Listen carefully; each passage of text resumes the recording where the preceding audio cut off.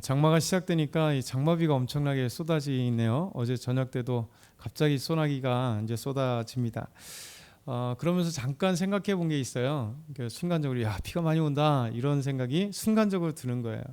그러면서 이게 비가 내리는데 비 오는 모습, 소나기, 그러니까 여기에만 우리가 사실 항상 집중이 되는 것 같아요. 다른 말로 하면 그냥 항상 눈에 보이는 것만 우리는 보고 생각하고, 그리고 비가 많이 오는데 어떻게 하면 좋지 막 이렇게 그것만 이렇게 항상 살펴보게 되는 겁니다. 근데 알고 보면 이제 조금 더 넓혀 보면 이 소낙비로 인해서 이제 6월 달에 또 뉴스를 보니까 6월 달에 열대야가 역대 세 번째로 일찍 왔다. 그리고 서울은 제일 먼저 왔다. 뭐 이런 얘기가 있더라고요. 그러면서 장마비, 이 소낙비로 인해서 이 열대야가 사라진 것도 감사하죠. 그리고 온 대지가 지금 엄청 목말랐을 텐데 더위 때문에 이제 깨끗하게 씻겨 내려갈 뿐만 아니라 물을 촉촉히 대지가 다 주는 것, 뭐 이런 것들을 생각해 보면 우리가 눈에 보이는 것만 아니라 그 눈에 보이지 않는 것, 우리가 생각하지 않는 것, 이런 많은 것에 하나님의 대자연 속에 흘러가는 하나님의 은혜들이 참 많다는 생각이 듭니다. 그러면서 우리 삶도 항상 그런 것 같아요. 우리가 앞에 이렇게만 보다 보니까 저 뒷면을 우리는 항상 보지 못하니까 결국 하나님께서 우리를 어떻게 이끌어 가시는가. 어제 오후 예배, 우리 찬양 예배 때 말씀한 것처럼 소낙비 이후에 저 하늘에 해가 떠 있고 달이 떠 있다는 사실을 우리가 모르는 것처럼 하나님이 우리 인생 가운데 찾아오셔서 항상 행하시는 모습을 우리가 모르는 것처럼, 그래서 우리는 하나님이 우리 삶에 찾아오시는 것을 항상 생각하면서 좀 더 넓은 모습으로, 그리고 반드시 하나님께서 우리의 모든 것을 아시기 때문에 우리는 현상, 요것만 보는 거 아니라 현상과 어우러져서 비를 통해서 주시는 여러 가지 자연의 이득들을 한번 생각해 보면, 그래서 내가 있는 그것에서 나만 있는 모습으로 내 안에 이 모습만이 아니라 다른 또 여러 가지 생각해 보면 하나님의 은혜가 참 많이 발견될 것 같아요. 오늘 말씀 보면 이제 하나님께서 특별히 율법과 예수 그리스도에 대한 말씀을 주시면서 때가 참에라는 말씀을 하세요. 그러니까 하나님은 계획하실 때 반드시 그 계획한 것이 이루어진다. 그러니까 우리는 그 때가 참에 항상 그 때에 대해서 잘 모르기 때문에 하나님의 계획하시고 인도하시고 함께 하시는 것들을 잘 모르지만 반드시 주님은 그 때가 찼을 때 하나님의 계획하신 것을 우리에게 준다 말씀하고 있죠. 그러면서 오늘 첫 번째 이제 때가 참에 아들을 이 세상에 보내셨다라는 것을 우리가 생각해 보려고 합니다. 오늘 말씀 보면 1절부터 5절 보면 내가 또 말하노니 유업을 이을 자가 모든 것이 주인이나 어렸을 동안에는 종과 다름이 없어서 그 아버지가 정한 때까지 후경인과 청지기 아래 있나니 이와 같이 우리도 어렸을 때에 이 세상의 초등 학문 아래에서 종노릇 하였다, 이렇게 말씀하고 있어요. 그러니까 우리나라 사정에서는 이렇게 후견인 제도가 거의 별로 없잖아요.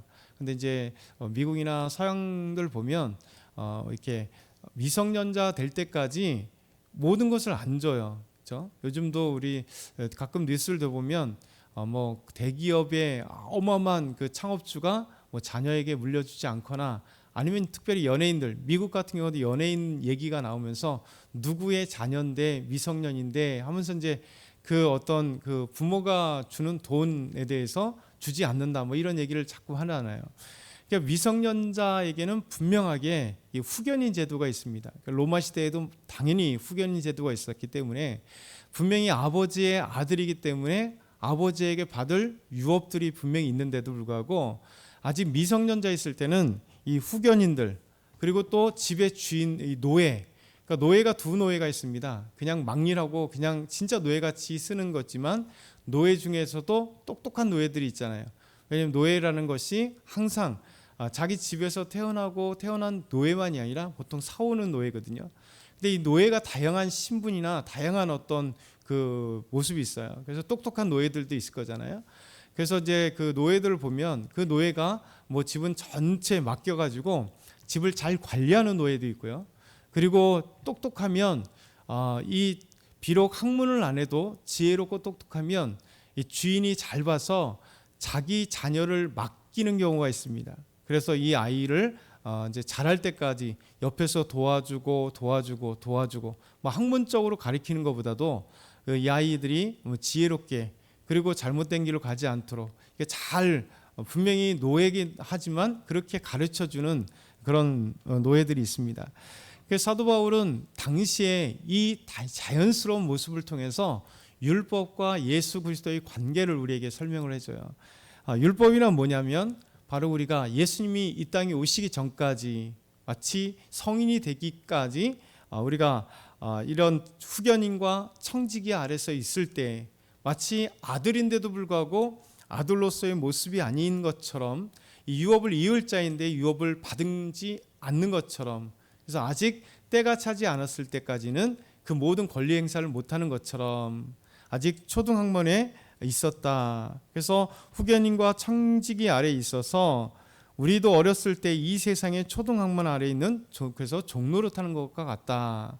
아직 미약하고 연약해서 도움받고 관리되고 그렇게 아직 완성되지 못한 그런 사람과 같다. 이게 율법이란 그런 것이다라는 거예요. 율법이란 우리 예수님이 오셔서 율법을 완성하게 하시고 예수님께서 오셔서 율법의 그 온전한 것을 지킴으로 우리에게 온전하게 구원을 주시기 전까지 율법이란 우리가 아직 예수님 만나기 전까지 우리를 잘 보호해주고 가르쳐주고 그리고 이 율법이 우리를 이렇게 테두리에서 지켜주는 것 같이 그런 기능을 한 초등학문과 같이 되었다, 이렇게 말씀하고 있어요.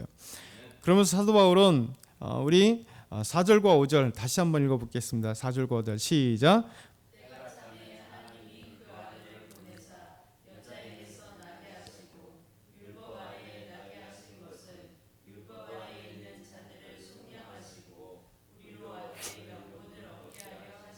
아멘. 때가 참에, 그러니까 하나님이 계획하신 때가 되니까 바로 하나님이 이제 온전한 것을 알려주시기 위해서 완전하게 복음을 통해서 참 자유를 누릴 수 있도록 구원의 진리를 알 수 있도록 때가 참에 하나님이 그 아들을 보내주셨어요.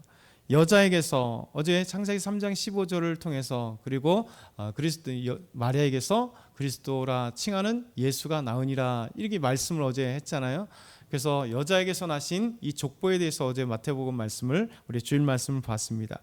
그래서 하나님이 계획하신 때에 그 아들을 여자에게서 나게 하셔서 이제 그 율법 아래 나게 하신 것은 율법 아래 있는 우리를 속량하여 주시고, 죄를 속량이라고 하는 것은 죄의 값을 대신 치러주는 것. 그러니까 이것은 노예 시장에 가서 노예 값을 주고 그 노예를 사오는 게 이게 속량이에요. 그러니까 헬라어는 이 속량입니다. 그래서 노예를 보면요, 노예 시장에 오면 이 노예는 사가는 사람이 주인이 되는 거잖아요. 그래서 이 노예 값을 주고 사면 이제는 주인이 달라지는 거예요. 그래서 예수 그리스도의 십자가의 죽으심, 예수님의 십자가의 피의 그 은혜로 말미암아 우리가 죄의 노예, 사단의 노예였었는데 예수님께서 피값으로 우리를 사신 거예요. 그래서 이제는 우리의 주인이 예수님이 되신 거예요. 그렇죠? 사단의 노예였다가 이제 예수님의 종이 되는 거예요. 그래서 주인이 바뀌는 거죠. 그래서 예수님께서 우리에게 이 땅에 오심으로 말미암아 이제 율법 아래에 있는 자들에게, 율법에 매여 있는 자들에게서 이제 예수님이 속량하셔서 우리를 다시 사시고 이제 하나님을 아버지라 부를 수 있도록, 아버지라 부를 수 있도록 아들의 명분을 우리에게 주신 거예요. 그렇죠? 율법이란 뭡니까? 율법 아래 자체만 있으면, 우리 율법의 기능이 뭐라고 했어요? 구원받은 자들에게 하나님의 나라에 하나님의 통치를 받을 때 법이라고 했어요. 그래서 이 법은 구원받은 자에게 필요한 법이고 구원받은 자들에게 아름다운 법입니다. 그래서 율법의 기능은 이제 먼저 주어진 건 구원받은 자들에게 주어지고, 두 번째 중요한 기능은 뭐냐면 그러면 하나님의 나라에서 어떻게 살 것인가, 죄가 무엇이고 아니고 이것을 가릴 수 있는 기준대가 바로 율법인 거예요. 그래서 이 율법은 구원이 아니라 하나님의 백성으로서 온전히 살아가야 될 기준이기 때문에 율법으로 구원받는 것 아닙니다. 근데 이제 유대인들은 이제 점점 이것이 선우가 바뀌어서 율법으로 구원받으며 율법을 행해야 완전하며 율법에 이렇게 된 거예요. 그래서 사도 바울은 다시 이것을 이야기를 해주는 거죠. 율법은 바로 너희가 예수님 오기 전까지는 마치 너희가 성인이 되지 않아서 후견이 되고 초등학문에 있고 그리고 완전한 기업을 받을 자로 행세하지 못한 것처럼 되었다. 근데 예수님이 오심으로 말미암아 바로 율법을 완성하신 예수님, 율법의 완성뿐만 아니라 우리에게 구원을 주신 예수님이 이제 완성하게 하심으로 우리 구원받으며 그 구원받은 사람이 다시 율법을 처음에 주신 하나님의 은혜처럼 이 구원을 받으면서 이제 율법이 너희들에게 하나님의 진리의 법이 되는 것처럼 잃어버린 그것을 다시 깨닫게 하시는 거예요. 그래서 우리 예수님께서 우리에게 말씀하시는 겁니다. 그래서 때가 참에 아들을 이 땅에 보내셔서 예수 그리스도를 말미암아 우리 6절 너희가 아들임으로 하나님이 그 아들을 그들의 아들의 영으로 우리 마음 가운데 보내사 아빠 아버지라 부르게 하셨다. 이것이 얼마나 위대한 하나님의 은혜인지 모르겠습니다. 그때 우리가 이 모습이었는데 그런데도 불구하고 이 다시 초등학문으로 돌아가려고 하는 이 갈대아 사람들, 그러니까 가만히 들어온 이단들, 그것은 유대 이단들인데 이 이단들이 율법을 지켜야 구원받는다, 할례를 행해야 구원받는다, 율법 이렇게 얘기를 하니까 사도 바울은 이것에 대해서 말씀한 거예요. 율법은 구원받는 게 아니다, 이걸 얘기해요. 예수 그리스도로 말미암아 구원받는다, 이 사실을 얘기하는 겁니다. 그래서 8절부터 9절 말씀 보니까 그러므로 너희가 그때에는 하나님을 알지 못하여 본질상 하나님이 아닌 자들에게 종노릇하였다. 그렇죠? 예수 믿기 전에 너희는 하나님을 알지 못함으로 본질상 죄인인 거죠. 그래서 하나님이 아닌 자들에게 종노릇하였다. 우상에 종노릇했잖아요, 갈라디아 사람들이. 그렇죠? 그런데 이제는 너희가 하나님을 알 뿐만 아니라 더욱이 하나님이 아신 바 되었다. 그러니까 우리가 하나님을 알고 하나님이 우리를 아는 믿음의 사람들, 하나님의 자녀가 되었다. 그런데 어찌하여 이 이단들, 가만히 온 이단들에게 유혹당해서 이 진리를 버렸느냐 이러는 거예요. 그래서 다시 너희가 천박한 이 초등학문으로 돌아가려고 하느냐. 예수 그리스도가 오심으로 완전하고 구원 주신 건데 너희가 다시 왜 율법으로 돌아가서 예수님 버리려고 하느냐, 이렇게 얘기를 하는 거예요. 그래서 사도 바울이 갈라디아 교인들을, 유혹받고 있는 갈라디아 교인을 다시 한번 책망하면서 너희가 하나님이 때가 차서 우리에게 보내주신 이 예수 그리스도를 왜 버리느냐, 다시 구원을 이루지 못하는 율법으로 돌아가게 하느냐. 율법은 뭐라고 했습니까? 구원받은 사람에게 필요한 법인데 이 구원에 돌아가서 할례를 행해야만 너희가 구원받고, 그래서 내가 헬라인 디도라도 억지로 할례를 행하지 않은 것은, 이게 얘기하는 거예요. 구원은 어디서 오느냐? 율법을 행하는 할례에서 오는 게 아니라 예수 그리스도, 내가 준 복음이 왜 헛되게 하느냐, 이렇게 갈라디아 교인들에게 말하는 거죠. 저희들에게도 동일하게 우리에게 주신 이 성경의 말씀이 진리예요. 그래서 이 말씀을 떠나지 않도록 우리가 각별히 주의할 때 하나님이 말씀 안에서 자유를 누리게 하시고 하나님을 아빠 아버지라 부를 수 있는 그 자유와 기쁨과 은혜가 오늘도 저희들에게 있어지기를 하나님 소망하십니다. 그래서 오늘도 승리하는 저와 여러분 다 되길 소망합니다.